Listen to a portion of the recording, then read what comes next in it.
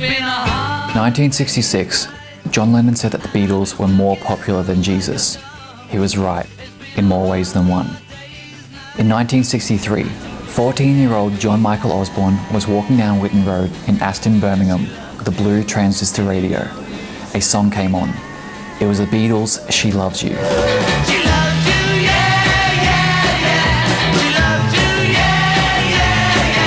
Frozen in time, destiny stared him in the eyes, and from that moment, he knew what he wanted to do with the rest of his life. He would be a rock and roll star.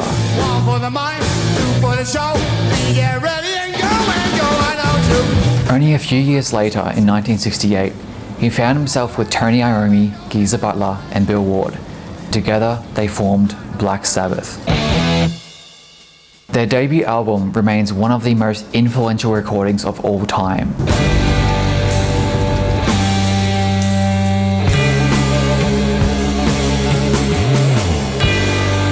Released in early 1970, it was like nothing else. What is this that stands before me? They went on to distribute 7 more albums until Ozzy's dismissal in 1979. Tracks like Paranoid, Iron Man, War Pigs, NIB, Fairies Wear Boots, Sweet Leaf, and Children of the Grave cemented Black Sabbath as godfathers of hard rock and the inventors of heavy metal.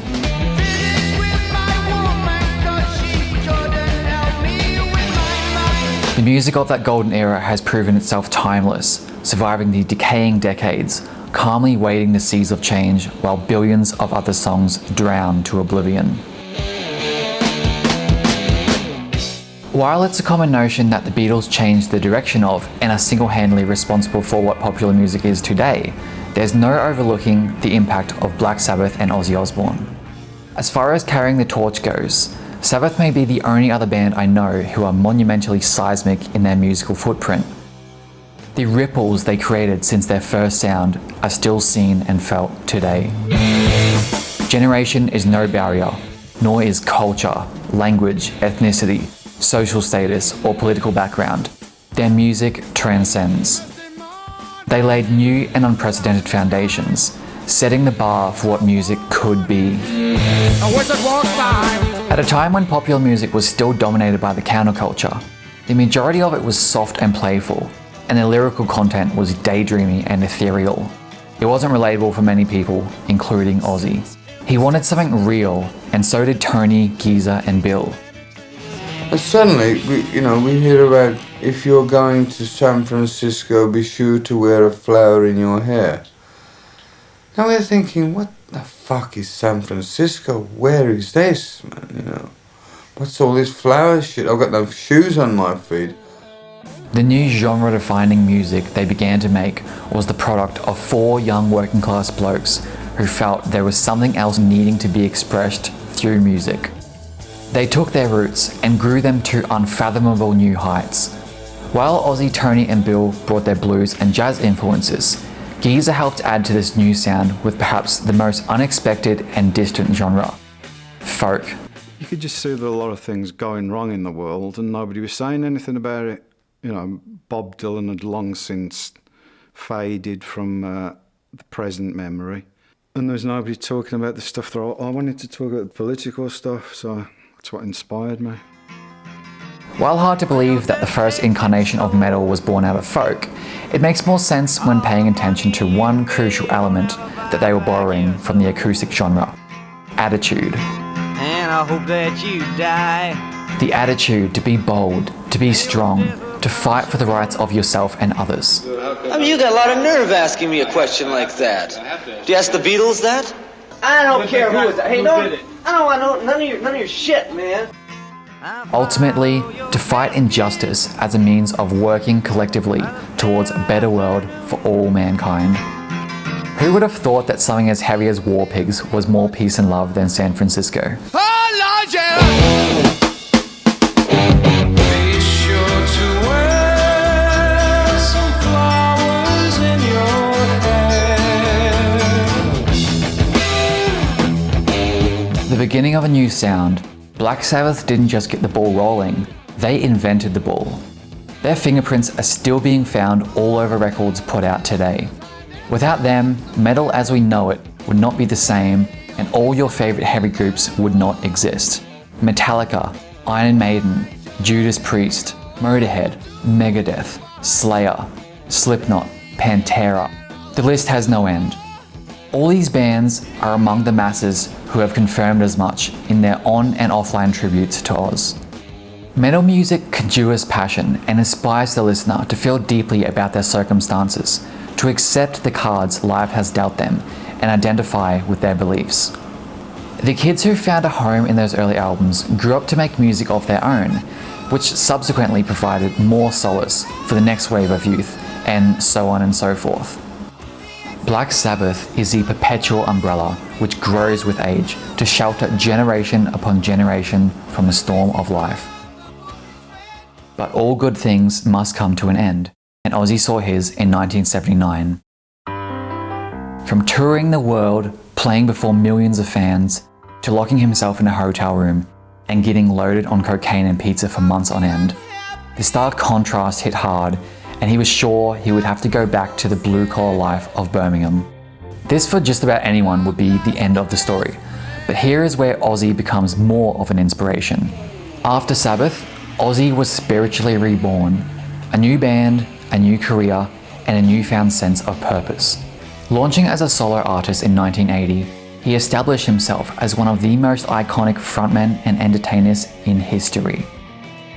His first single, Crazy Train, began the wild ride that has kept his name in the headlines for the past 45 years. I'm going off the rails on a crazy train. No one else in history has left one of the biggest bands in the world only to reinvent themselves as an even bigger entity. However high Sabbath peaked, Ozzy became Mount Everest. And not only did he gain unbelievable popularity for his new albums and incredible live acts, he also introduced the music of Sabbath to a new wave of youth who are now old enough to appreciate it. He kept the flame alive and well, and it showed. When he reunited with Sabbath in 1985 for Live Aid, it was one of the most anticipated reunions of the decade. Come on, clap your hands, come on. Only a one-off show, the fans never stopped wanting more. Now, I'm sorry to have to ask you this next question, but I know if I don't, there's going to be hundreds of people out there in Europe saying, why didn't Vanessa ask the question, will you ever rejoin Black Sabbath? Absolutely. Well, at this point, no. But you never know what may happen. You know? I mean, I have no plans, but stranger things have happened. They reunited again in 1992 as an encore to the final show of Ozzy's No More Tours farewell tour. Mr. Tony Iommi, Mr. Geezer Butler, Mr. Bill Ward, Ozzy Osbourne, we got Black Sabbath back, man. Still, the fans wanted more, and Ozzy gave them more, much more. In 1996, Ozzy's offer to perform at Lollapalooza was rejected by the festival's management, who thought he was too old and out of date for anyone to care to go and watch him. I don't fucking believe this, man. Can't even rock and roll anymore. Don't do this, don't do that. That's a As a result, he and Sharon decided to create their own festival, Ozfest. Ironically, it became the biggest and most important metal festival ever, while Lollapalooza went stale and lay dead for several years.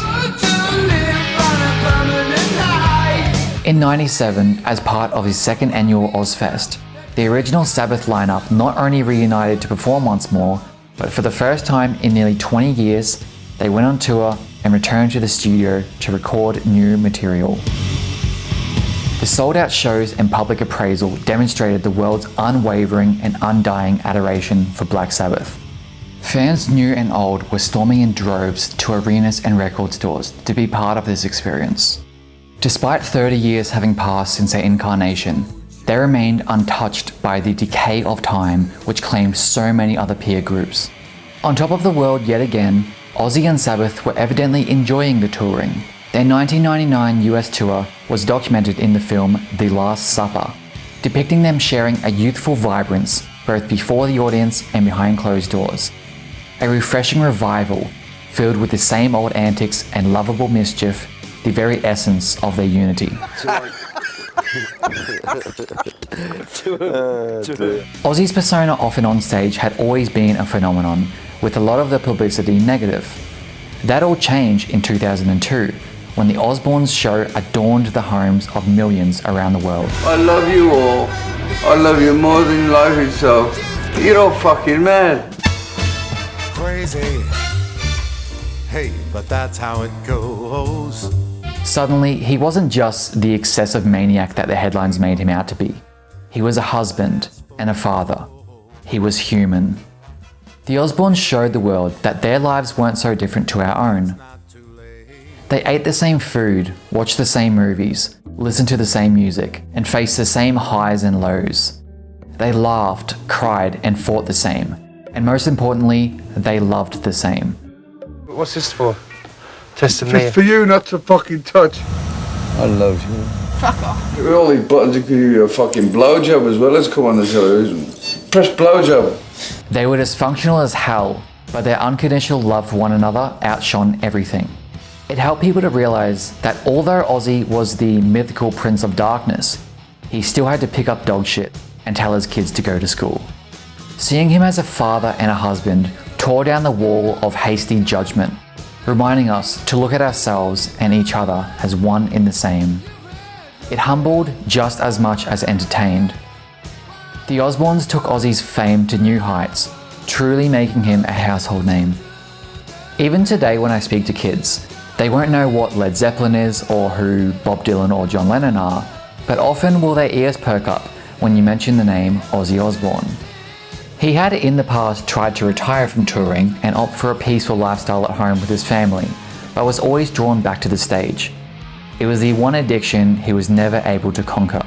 And I go, well, what does a retired person like me do? Just sit and die, you know? During and after the Osbourne show ended, Sabbath and Ozzy were playing sold-out stadium shows as part of the 2004 and 2005 Ozfest tours.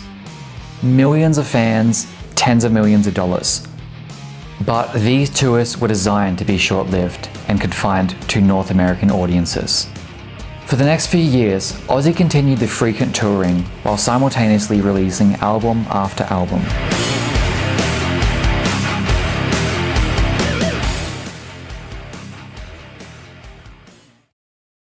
On the 11th of the 11th, 2011, Ozzy, Tony, Geezer and Bill got together once more to announce the news that fans had been waiting for. Black Sabbath would officially reform. Not only would they go on a world tour, but they would make a brand new studio album for the first time since 1978's Never Say Die. For the new wave of fans, this was the announcement of the decade, the hope that they might have the chance to see the original lineup of Sabbath in the flesh.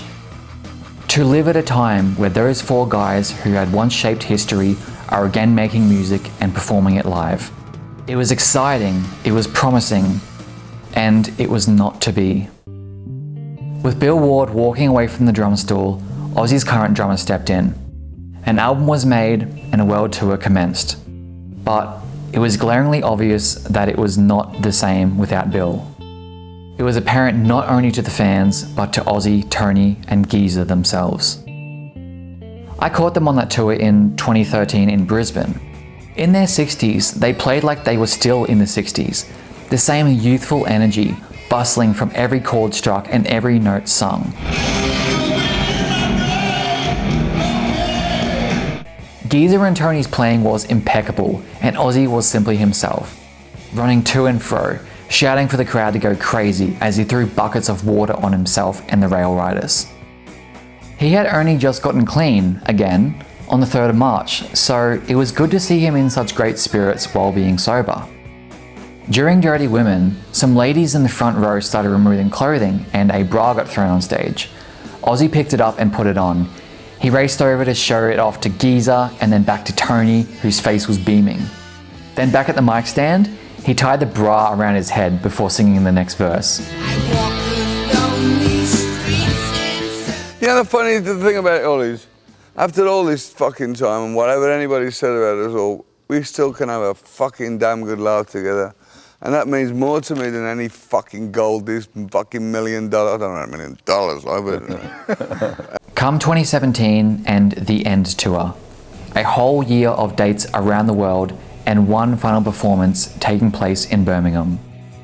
After all was said and done, it was disappointing for everyone that Bill was still missing from it all. And nobody ever plays it like Bill Ward does. He's a completely different drummer to anybody else. Ozzy publicly admitted sadness and regret about Bill's absence. I must confess, I was thinking about Bill a lot on Saturday. I mean, I don't know what the fuck to say.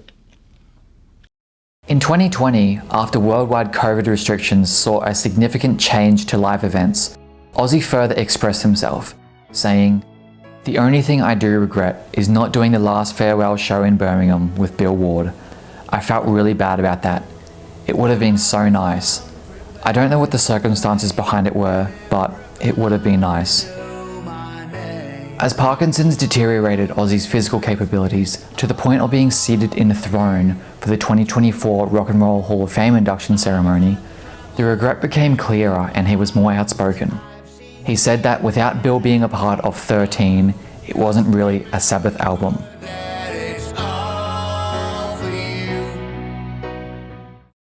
Are you happy with the arc of the legend of Black Sabbath? No.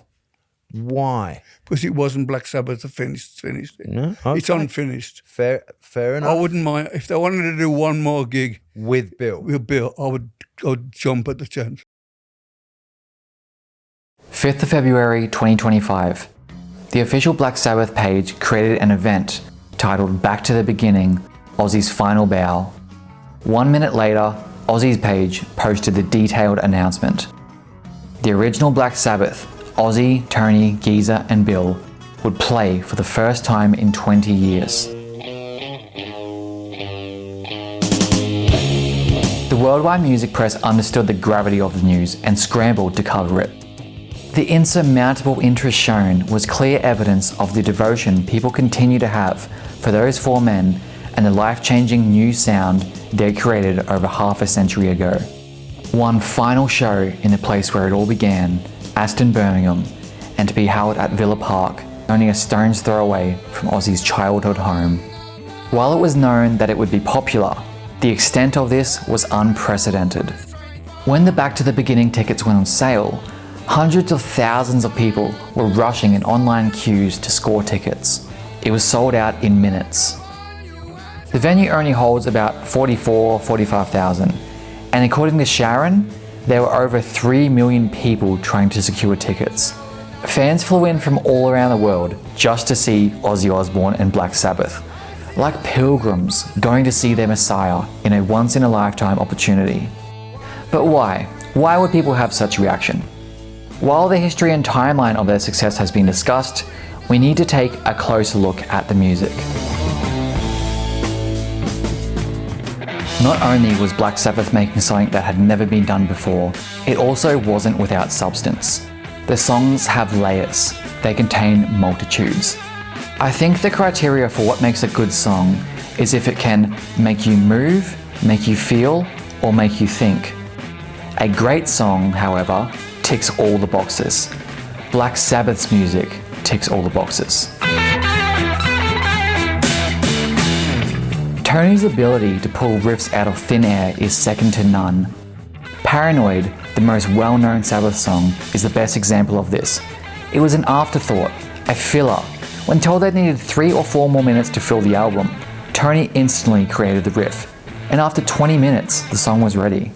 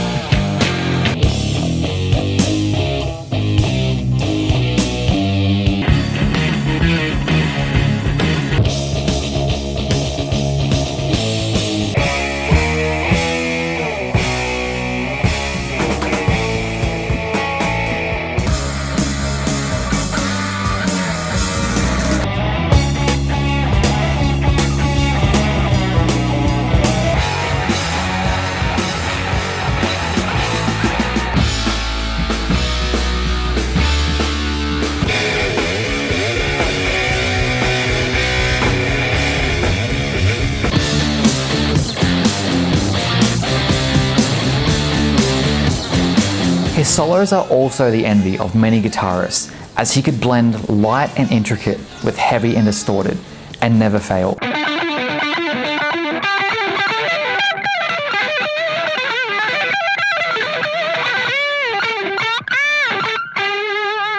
His solos grew and improved over time, and by their last album together, his live performances were peak Sabbath. Bill's drumming was a mix between delicately rhythmic and intensely boisterous. He fused rock, blues, and jazz, and powerhoused his way through everything he played. He beat those skins like they owed him money, but also understood the importance of dynamics, when to softly hold the beat and when to make it thunder.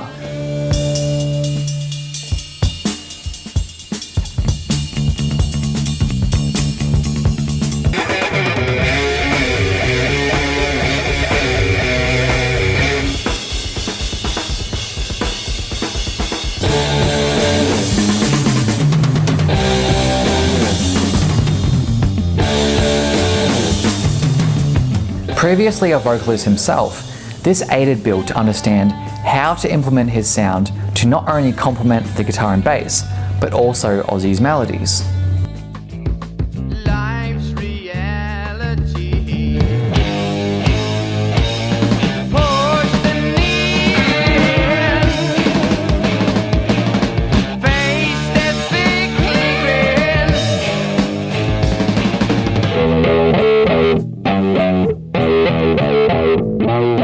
Geezer's approach to playing the bass was as influential as it was memorable. The intro to NIB has long been a reason for kids to pick up the instrument.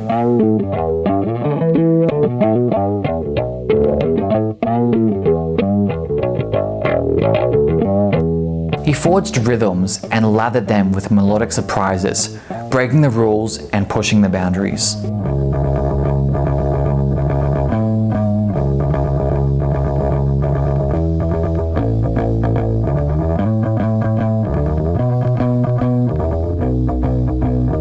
And then there are his lyrics.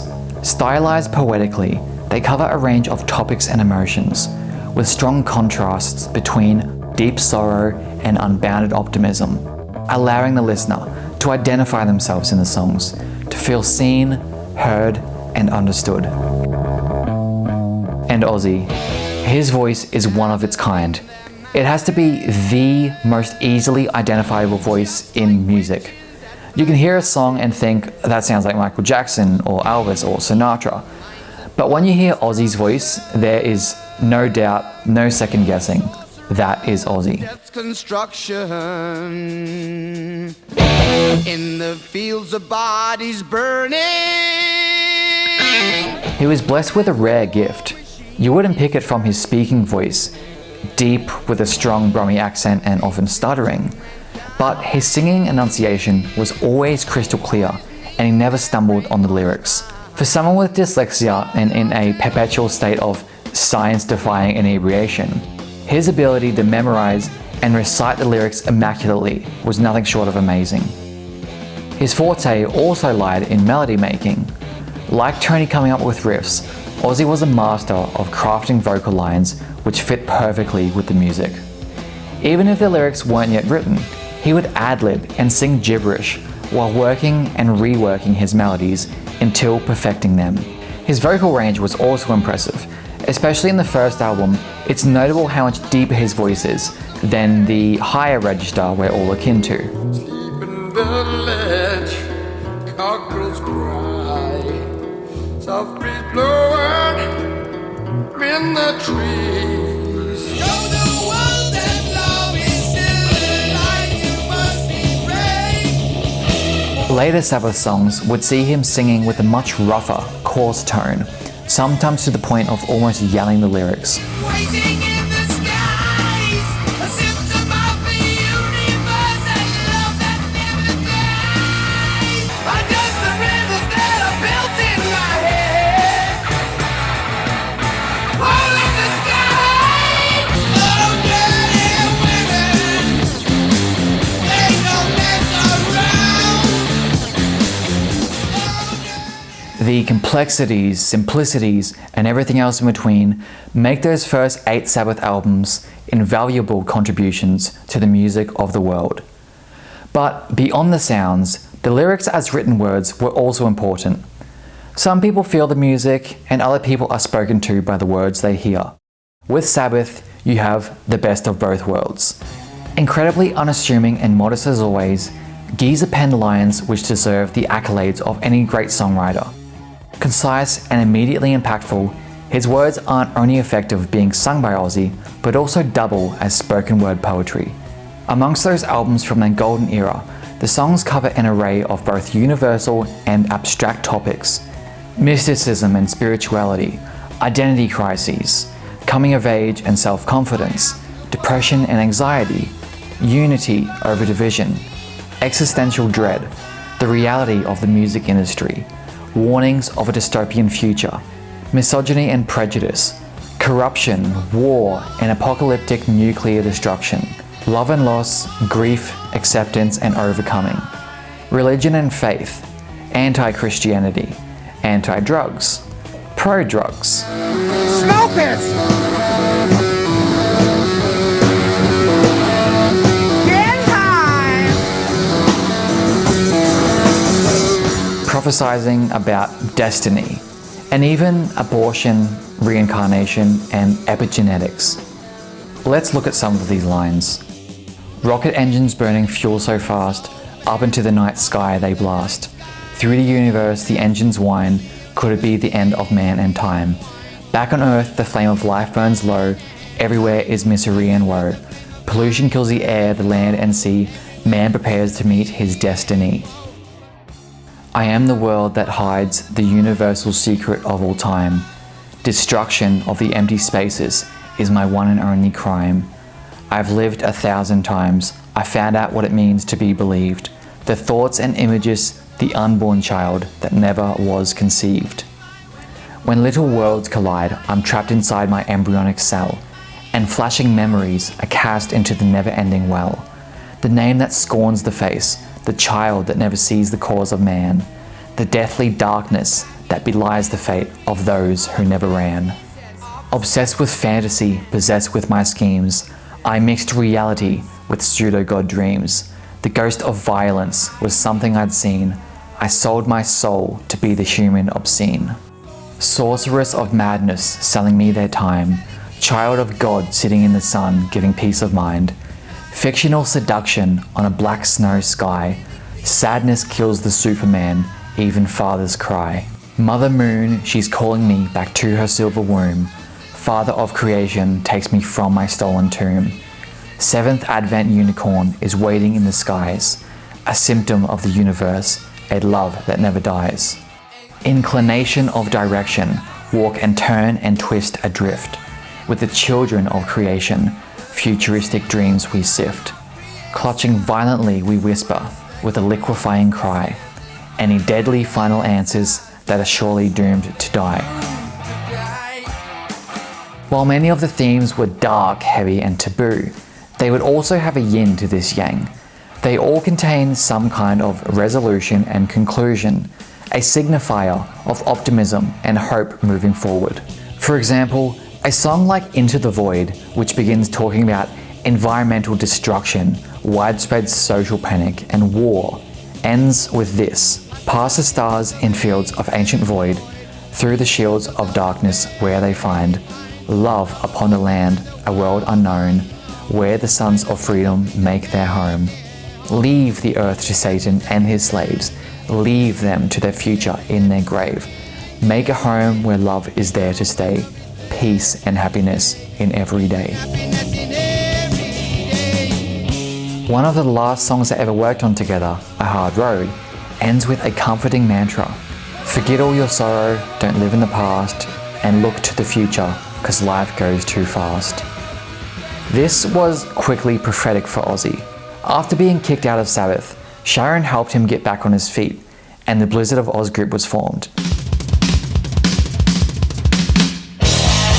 Instead of trying to repeat himself with the same repertoire for the rest of his life, his solo career saw him always moving forward. All new songs, new sounds, and a new lease on life. It's a different direction, and it does get kind of boring playing the same version of our formula. He found this new sound in Randy Rhoads, a young guitar virtuoso with a penchant for composition. They inspired and excelled one another to push the music to greater lengths. Given the platform to unleash his abilities, Randy gave us some of the most well-known heavy metal guitar work in classics like Crazy Train and Mr. Crowley.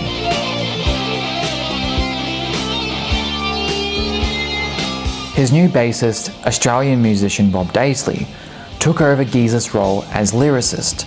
This combination was successful, and they continued a formula which worked for Ozzy. Bitchin' guitar riffs, meaningful lyrics, and that unique melodic voice to tie it all together. The first track from their first album contains the line, "Everyone goes through changes, looking to find the truth. Don't look to me for answers, don't ask me, I don't know." This was a direct response to those who would look up to Ozzy and Sabbath as godlike figures who must know the secrets to the universe. They would excessively read into the lyrics, finding meaning that isn't there and coming to wild conclusions. But he had graduated from Sabbath and now only had himself to speak for. This is where the persona of Ozzy Osbourne truly took on a life of its own outside of the music. Again and again, he was subjected to sensationalist media coverage. Some of it true, some of it false, but all of it Ozzy. While it was highly publicised that another track from the album, Suicide Solution, was to blame for the death of a 19-year-old who had supposedly been listening to the song, Ozzy was no stranger to this. Back in 1974, a young nurse had taken an accidental overdose of sleeping tablets. She was found slumped between two loudspeakers, with the Paranoid album still spinning on the turntable. As a result, Sabbath were targeted and demonized for supposedly going out of their way to make music to cause harm. During the lawsuit, Ozzy presented himself confidently and in his brutally honest manner rejected any responsibility for the decisions others choose to make. The fact that he would beat the Suicide Solution case was important because it set a precedent for all future cases. He was fighting not only for the First Amendment for freedom of speech, but for the right to freedom of artistic expression, to make art you feel, not art they command of you. Does this lawsuit make you rethink the kind of music you'll do in the future? No, not at all. I'll continue to be Ozzy Osbourne forever. I'm not going to start singing Barry Manilow songs. If he had lost, it's undeniable music would have henceforth been heavily censored, something which other important musicians such as Frank Zappa vehemently fought against. If he had lost, we wouldn't have any of the music he created for the next 4 decades.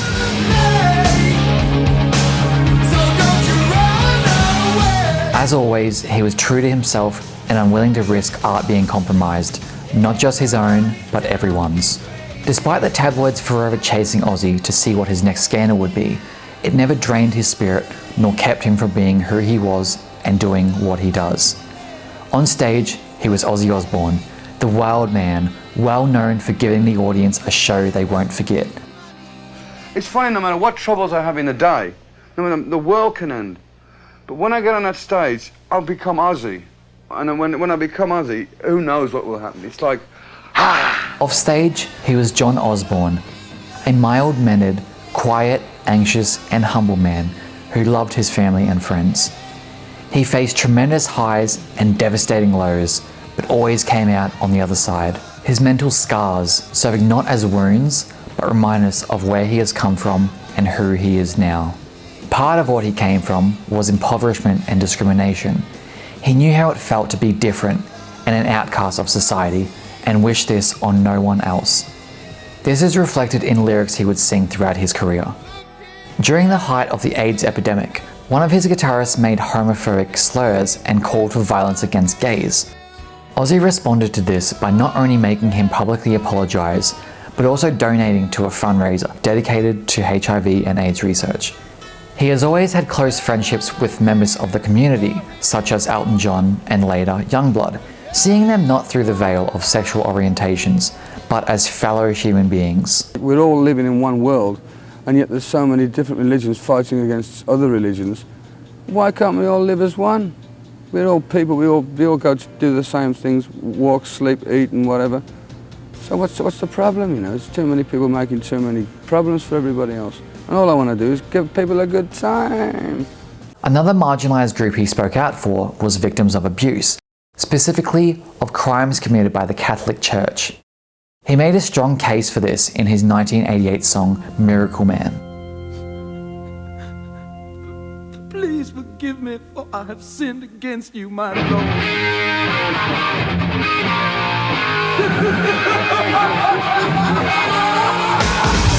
The song directly deals with Jimmy Swaggart, a televangelist who was facing backlash for sex scandals. Incidentally, he became a pioneer of the fake apology video. Ironically, during the Suicide Solution lawsuits against Ozzy, Swaggart was crusading against rock music and didn't hesitate to target Ozzy for being a sick and depraved individual.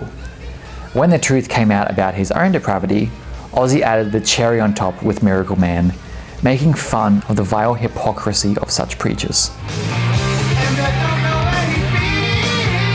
This was 4 years before Sinead O'Connor would infamously tear up a photo of the Pope on live television to protest and create discussion around child abuse. Nearly 10 years later, John Paul II made a public apology for the abuse within the Catholic Church, leading to several widespread and intensely thorough investigations, resulting in perpetrators being removed from their places of power.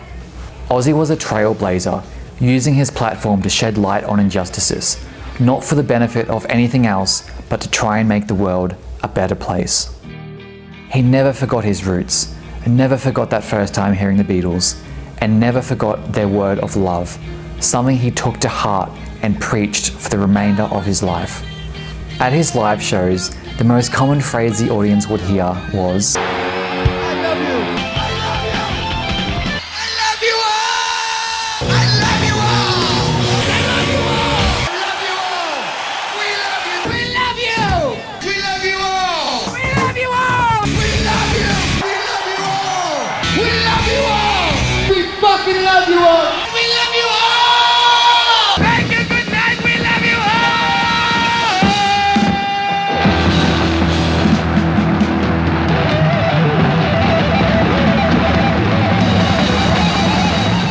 and it wasn't just for show, he truly meant it.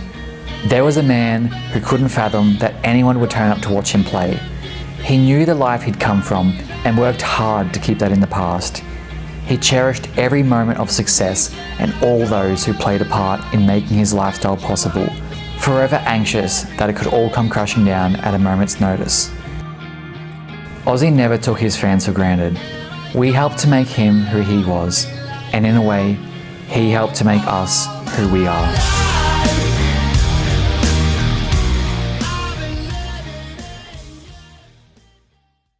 On a beautiful sunny morning at Villa Park, tens of thousands of Black Sabbath fans stood in queues, clothed in attire exhibiting the names, logos, and images of the artists who had touched their lives and led them here. Spirits were high and the emotions were higher. To know in real time that you are attending one of the most important and invaluable concerts in history. 17 acts, including 2 supergroups, were just the support. Exclusive video tributes were broadcast in between sets. Heartfelt renditions of his and Sabbath songs.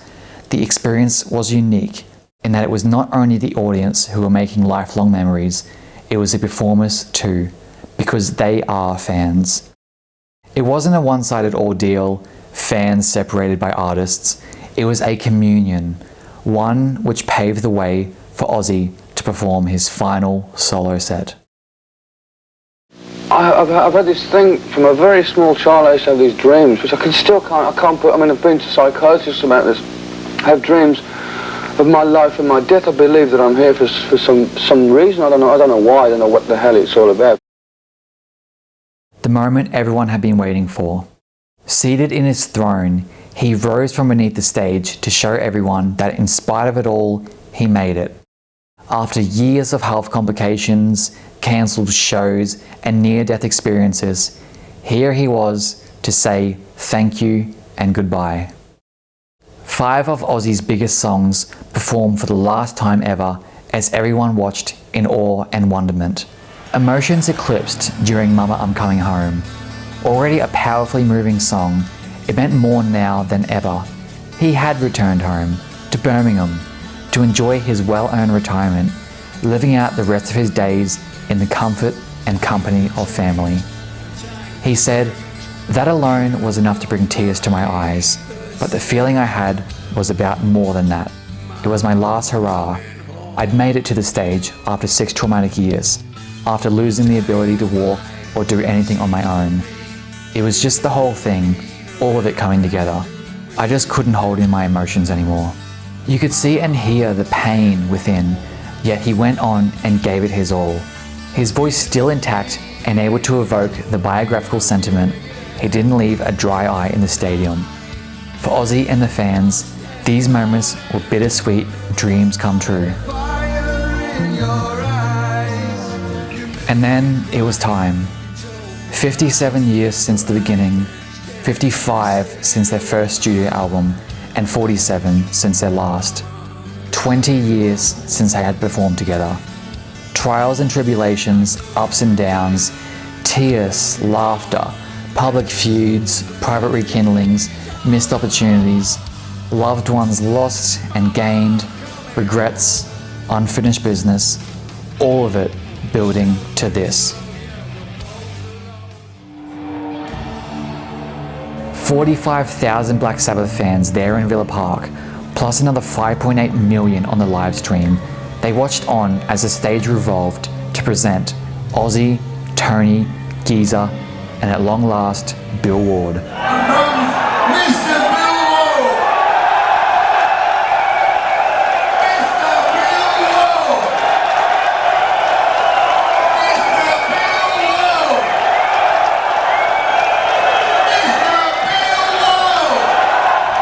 Tolling of bells, rain, thunder, and then the air raid sirens. In classic Aussie fashion, he says, "Let me see those fucking hands," and a wave of arms fly in the air as they launch into War Pigs. It's one of many songs in their catalogue which remains timeless. 55 years on, and the lyrics remain as relevant as ever. While it is unfortunate that we continue the same struggles, the silver lining is that the music will always be there as a guide, just as it was for these people who had grown up with it. Songs which transport you back to a special place and time, often shared with a special someone. More than just music, it's the emotional attachment to memories, to recall key moments in life which meant so much to us that time could not take them away. Black Sabbath is more than just a band. It's a way of life. It ignites something within you. The music alone is enough to get you high. You can live vicariously through the songs and imagine walking in their footsteps. The underlying optimistic nature of the music reinforces you to always take away something positive, even from the darker songs. Whether it's something plain and simple or a hard pill to swallow, you are given the option to be pensive, to self-reflect, or simply forget the world and drift away for a while. The songs can be backdrops for your milestones, part of the soundtrack of your life. The immense highs when you feel on top of the world, like the heavens have opened and shine down upon you. The lowest of lows, when you feel like the world is coming to an end, and every other moment in between. Connecting your own experiences with the music, you can feel solace in knowing that they had already been through it all and still came out on the other side. And now, here they are, playing for you one last time. When Ozzy announced, "We are Black Sabbath," he said so with no regrets, no bad blood, only love and appreciation. Black Sabbath performed 4 songs in total. After War Pigs was NIB, followed by Iron Man, and of course, their regular finisher, the song which had propelled them from nothing to everything within the blink of an eye, Paranoid. It all happened so fast, and then it was over. The band parted ways, the crowd dissipated, and for the next 2.5 weeks, the show would be heavily covered by the global media. The success was not only that it went all smoothly, and that it was possible in the first place, but that all proceeds went to charity. Not one artist was paid, they all donated their time and effort for Ozzy and his fundraising. It is one of the highest grossing charity concerts of all time, with 11 million raised for Acorns Children's Hospice, Birmingham Children's Hospital, and cure Parkinson's. Ozzy reflected for his next autobiography, "At back to the beginning, sitting on that throne, I felt at home, I felt at peace, I felt comfortable. It's funny, I spent my whole life trying to get high from every substance known to man, but looking back now, I realize I was just trying to get back the feeling of when I was up there on stage, doing my job. 40 or 50,000 voices singing back your words. All along, that's what I was chasing. It was the best drug I ever took."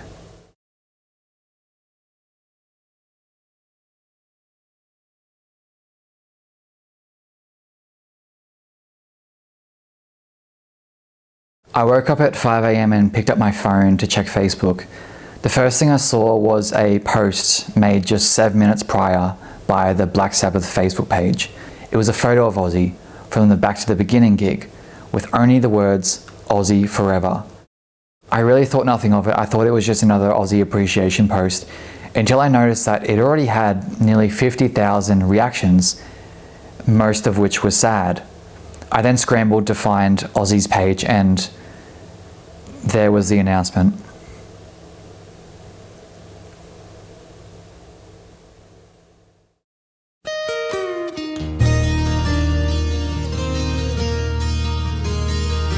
Ozzy was larger than life.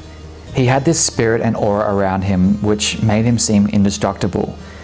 He had cheated death countless times throughout his life, which only led us to the natural conclusion that he would live forever. I think I speak for many when I say that it was and remains to be surreal. It was a shock for everyone, even those closest to him. It was it was a shock for us. I mean, when I heard yesterday, it couldn't sink in. I thought, it can't be. I only had a text off him the day before. Just seemed unreal, you know, surreal.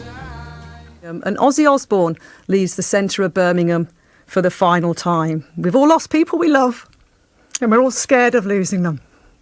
And today we say goodbye to one of our own. Ozzy was unapologetically himself. He was honest, genuine, and down to earth. He was a madman, wild, weird, and hilarious, while also being a kind soul, sensitive, emotionally thoughtful, a man who loved and thought the world of his family, friends, and fans. The Prince of Darkness was in reality full of light. Musicians everywhere continue to pay tribute to the man who will always be a part of who they are and what they do. And it's not just fellow artists and those in the music industry.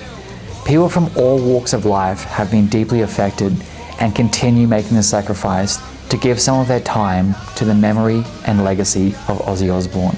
Comedians, scientists, politicians, historians, even religious groups paid their respects. Since social media has been what it is today, never have there been public tributes to anyone, quality or quantity-wise, as we have seen for Ozzy. News feeds across the web were bombarded with images of the man who started it all, the man who is like family to millions.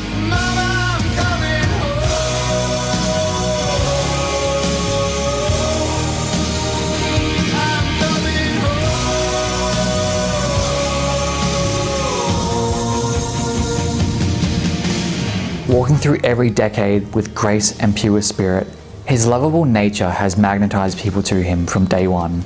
He was always the first to admit that he was no saint, yet he spent his life with the well-being and happiness of others in mind. The songs let you know that you are not alone and that this too shall pass. You shall overcome. No one is born with a manual on how to live, but at least we can gather our bearings, learn a thing or two, and know that the world is a more joyous place thanks to Black Sabbath and Ozzy Osbourne. The music had no hidden or subliminal messages. The word was always clear. It's not too late to learn how to love and forget how to hate.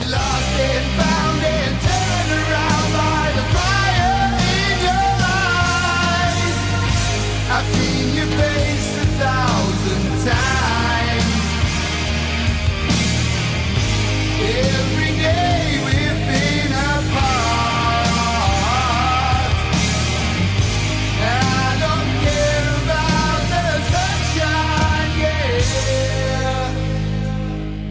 'Cause mama, mama, I'm coming home.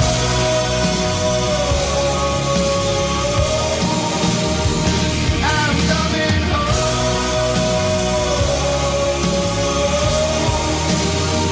I'm coming home.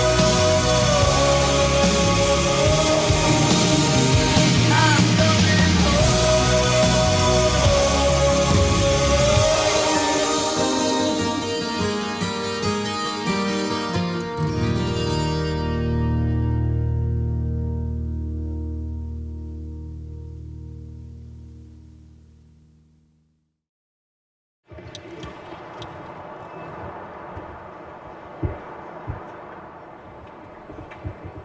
And this is what you got to do at the end of every show. You put your hand in the air, you put your face out there, and you put your heart in your hand, and you say good night there, and you say good night there, and then what do you say?